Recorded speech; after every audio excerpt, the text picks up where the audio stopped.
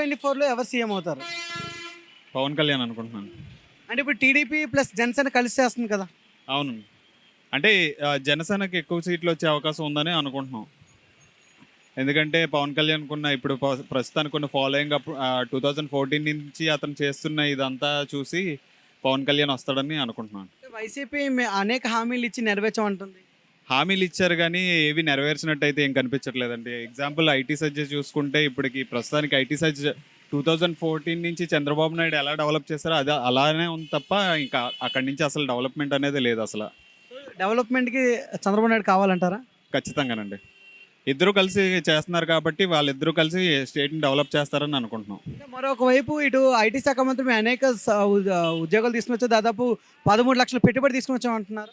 అవేవి నామకే వాస్తే చెప్తున్నారు తప్ప అవి అసలు ఏవి జరిగినట్టు ఏం కనిపించట్లేదండి. ఎందుకంటే ఎగ్జాంపుల్‌గా మేము ఐటీ సైజ్‌లో వర్క్ చేస్తున్నాం. కానీ ఇప్పటికొచ్చి మేము ఎప్పుడైతే జాయిన్ అయ్యి 2019లో జాయిన్ అయ్యామో అప్పటి నుంచి ఏ కంపెనీలు అయితే ఉన్నాయో అవే ఉన్నాయి తప్ప కొత్తగా వచ్చినట్టు ఏ కంపెనీలు కనిపించట్లేదు. ఇన్ఫోసిస్ మాదే అంటున్నారు ఐటీకి.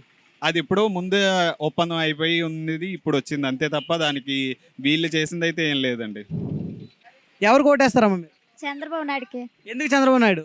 చంద్రబాబు నాయుడు అంతా ప్రతి మనం ఎప్పుడు చిన్నప్పుడు కాంచి మా అమ్మ చిన్నప్పుడు కాంచి చంద్రబాబు నాయుడు.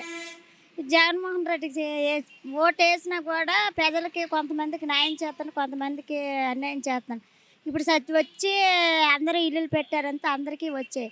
నేను పేదన్న ఈ ఇల్లు పెట్టాను కూడా వచ్చి కూడా పట్టా వచ్చి కూడా సచివాలయంలో ఉంది. ఇప్పుడు కూడా అతనికి ఇల్లు రావాలంటారు కానీ ఇవ్వట్లేదు.